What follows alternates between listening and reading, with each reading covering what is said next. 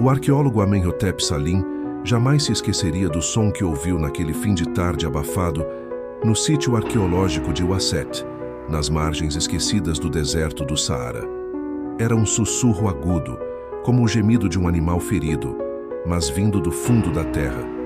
Soava como um lamento, ou um sopro.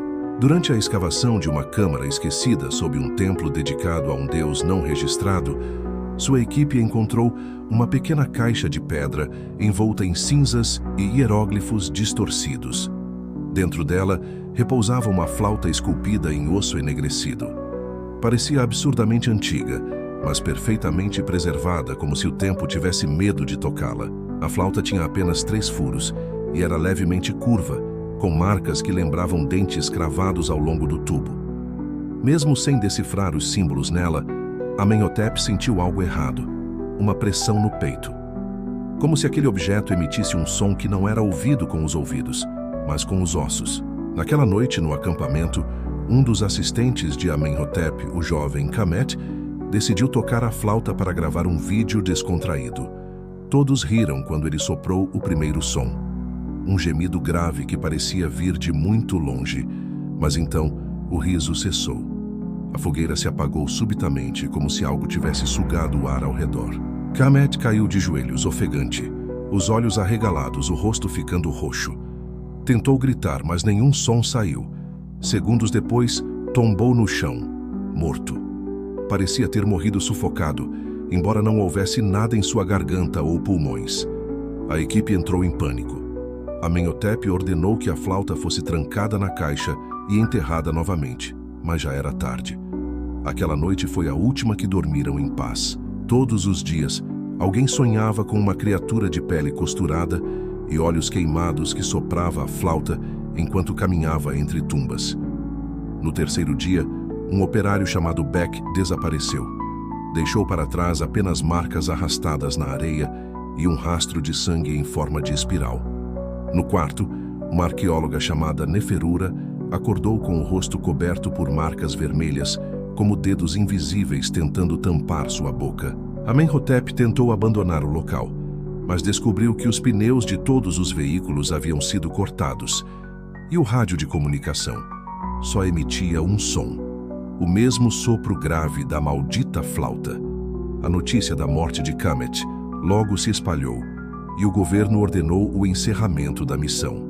Mas antes que a equipe fosse evacuada, mais 2 membros morreram em circunstâncias idênticas, sufocados, com os pulmões intactos e os olhos virados para dentro. Amenhotep voltou ao Cairo com o que restou do grupo. Trouxe a caixa de pedra escondida na bagagem. Não sabia explicar o porquê, mas sentia que se a deixasse para trás, algo o seguiria. Uma noite, em seu apartamento, escutou o som da flauta vindo da sala, mesmo que ela estivesse trancada dentro de um cofre. Abriu o cofre. A caixa de pedra estava rachada e a flauta quente ao toque.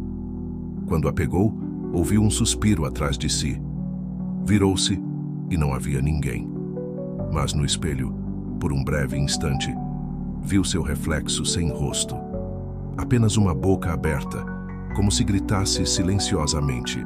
Nos dias seguintes, Amenhotep começou a ter pesadelos constantes com câmaras escuras, túneis sem fim e corpos apodrecidos empilhados, todos com as bocas costuradas. Em todos os sonhos, ao fundo, o som da flauta ecoava incessante. Determinou-se a destruir o objeto. Tentou queimá-lo, mas ele não pegava fogo. Tentou quebrá-lo com um martelo, mas o osso só emitia um som agudo que fazia sangrar seus ouvidos. Em desespero, tentou enterrá-lo em um necrotério abandonado, mas na mesma noite seu vizinho morreu, sufocado. A polícia o interrogou, mas não encontrou nada suspeito. Porém, os oficiais comentaram entre si sobre o som estranho captado nos áudios da câmera de segurança do prédio. Algo como uma flauta tocando em ritmo lento, angustiante. A partir dali, Amenhotep passou a viver recluso, com medo até do próprio quarto. Dormia com fones de ouvido e portas trancadas. Mesmo assim, ouvia o som da flauta cada vez mais perto, como se estivesse dentro de sua cabeça. Recebeu a visita de um egiptólogo idoso, Senenmut Anen, que ao ouvir a história disse conhecer a lenda do sopro de Ipetet, uma melodia proibida usada por sacerdotes hereges para abrir as portas entre o mundo dos vivos e os respiradores da morte. A flauta, segundo ele, era feita com o osso de uma criança sacrificada. Quem a tocava, mesmo por acidente, era marcado. Amenhotep tentou entregar o objeto a Senenmut, mas o velho recusou. "Agora ela pertence a você", disse com um olhar sombrio. Na mesma semana, Senenmut morreu em um acidente bizarro, sufocado por almofadas em seu próprio sofá, como se mãos invisíveis o tivessem imobilizado. Amenhotep começou a ouvir vozes, às vezes em egípcio antigo, às vezes em línguas mais antigas ainda, sempre dizendo: "Sopre, sopre e liberte-nos." Perdeu peso, insônia crônica e manchas negras começaram a surgir ao redor de sua boca. Ele decidiu gravar um vídeo contando toda a história, alertando quem quer que o encontrasse. No vídeo, sua expressão era de total desespero. Ao fundo, a flauta repousava sobre a mesa.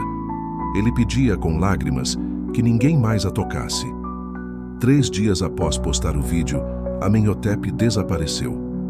A polícia encontrou seu apartamento trancado por dentro, com todas as janelas lacradas. No centro da sala, a flauta estava colocada sobre um travesseiro de veludo e, ao lado dela, apenas um espelho trincado, refletindo uma sombra sem rosto. O vídeo viralizou e muitas pessoas passaram a reproduzir o som da flauta com instrumentos digitais.